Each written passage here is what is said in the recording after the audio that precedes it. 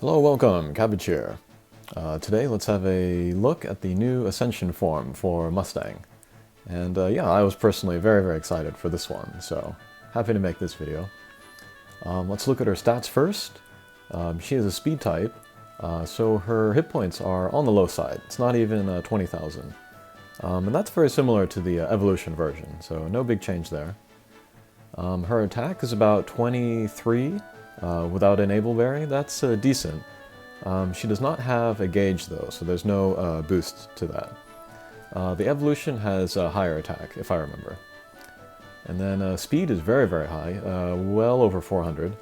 And this is much higher than the evolution as well. And this is also probably taken into account that she is a Pierce type. Pierce types generally have higher speed than Bounce types. And then for her ability set, it's a Flight, no damage wall, which is a very nice combination. Her strike shot is the one where she becomes a bounce type and then goes around like that. I'll explain how this is useful later on during the video. And then her bump combo, she has Energy Circle M, which is pretty powerful, and also can't be blocked by anything. And then she has a Speed Up S, which is kind of a less effective version of Speed Up. But as we'll see in the video, it's not that great a difference, and yeah, Speed Up S is still very worth having and using. As for quests that she is good for, impossible quests, she's good for Bishamonten and Marishten, and then a future water element cataclysmic quest. So yeah, she has quite a bit of impossible viability, as does her evolution version. So yeah, depending on your needs, you can pick one or the other. If you're lucky enough to have two, you can make one of both and go to a whole bunch of impossible missions.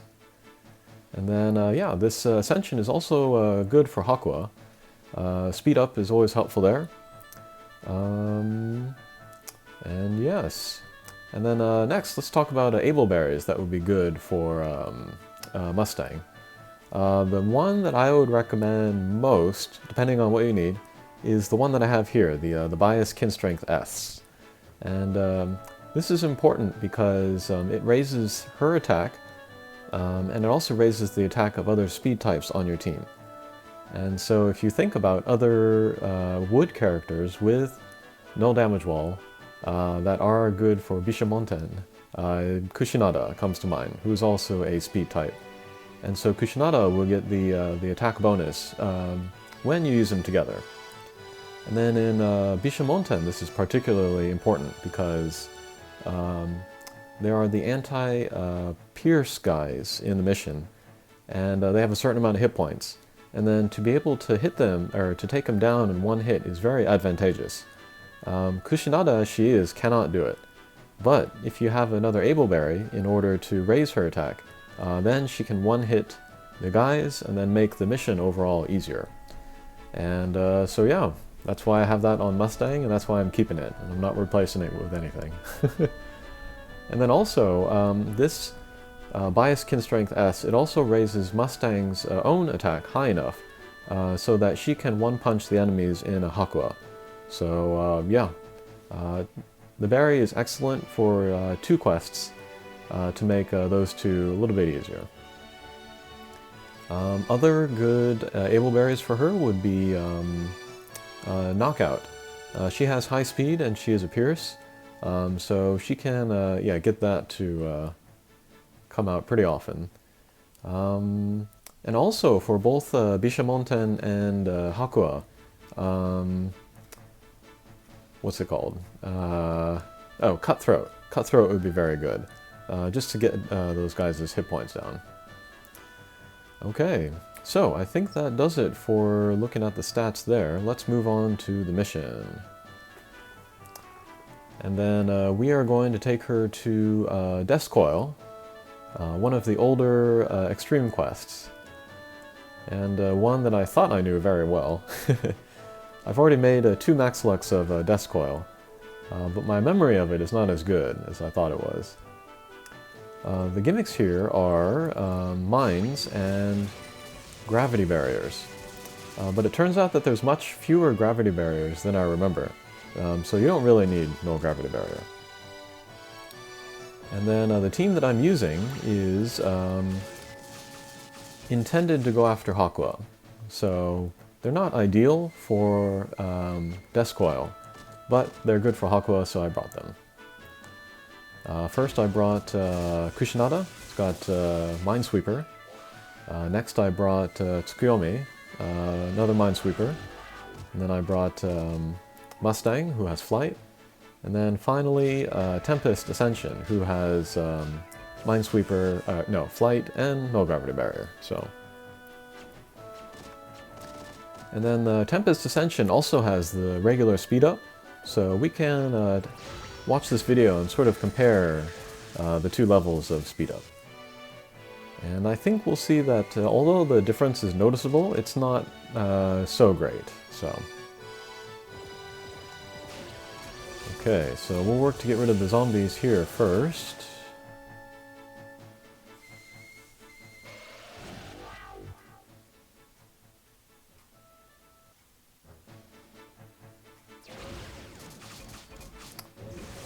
And then when a Mustang hits Tempest, that won't really give us a good idea of one speed up versus the other, because she does get both. Since Tempest also has the Blast Bomb combo.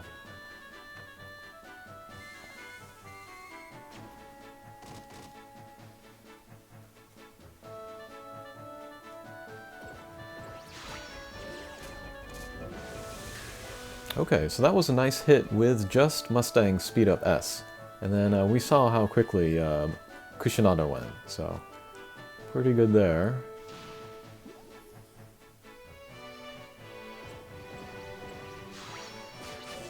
Okay, again, let's go after the zombies first. And then we'll move everybody up to the top of the screen.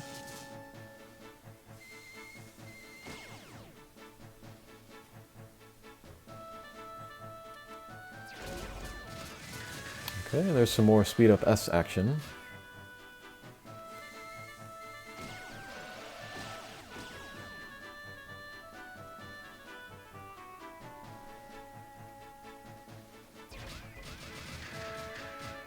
Okay, we'll take down the other zombie.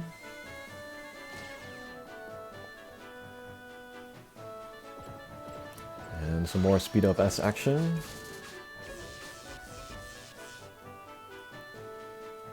And then, yeah, Death Coil as a character, he's kind of recognized as somebody that is good for beginners. He's pretty easy to make, and then he has good stats except for his speed, and then he also has a Blast Bomb combo, so he's pretty versatile. The thing is that he is like a slow version of one of the Mythos Quest's characters, Dax Ascension. And it's even easier to make Dax Ascension. And then he has a more kind of usable speed. So yeah, if you had some free time on your hands, you could make a Max Luck Death Coil, but I recommend Dax Ascension instead.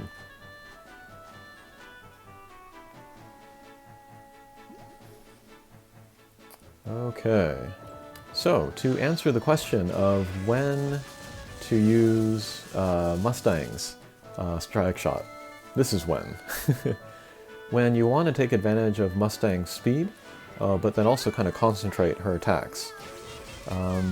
So here I really wanted to go after the zombies. So I used the Strike Shot and I did a shallow angle just so I could get many hits on them. And then one of the big differences between bounce types and pierce types is that bounce types lose less speed as they hit enemies. Pierce types slow down quite a bit as they go through enemies. But yeah, in order to get in more hits, using the bounce type Strike Shot is advantageous. Okay, here comes the boss. Only 2 stages, so yeah, this mission goes by pretty quickly. And then this is actually the one only gravity barrier of this mission. My memory of it was like there were gravity barriers on each stage, but I misremembered apparently.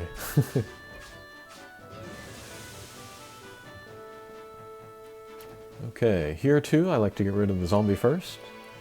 So we'll do that with Tempest.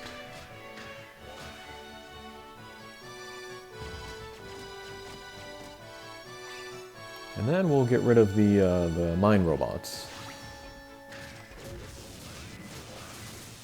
Although that's not too important, since the mines have kind of a long lifespan.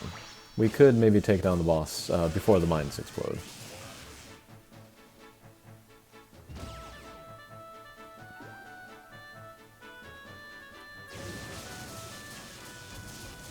Yeah, but if you are using a team like mine with very little no gravity barrier, this is going to be the stage that probably takes the longest, so be aware of that.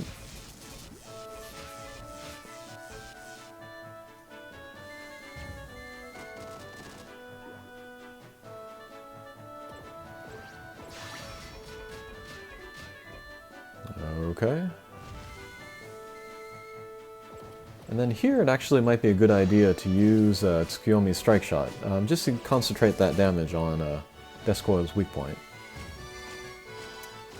But we don't need to worry too much about the speed clear, since Descoil's speed clear count is very, very long, especially for just 2 stages. Okay, so last stage, we'll go ahead and use everybody's Strike Shot. And then try to get the zombies, of course. Okay, great. We managed to hit all of the little guys. And the boss, of course, so.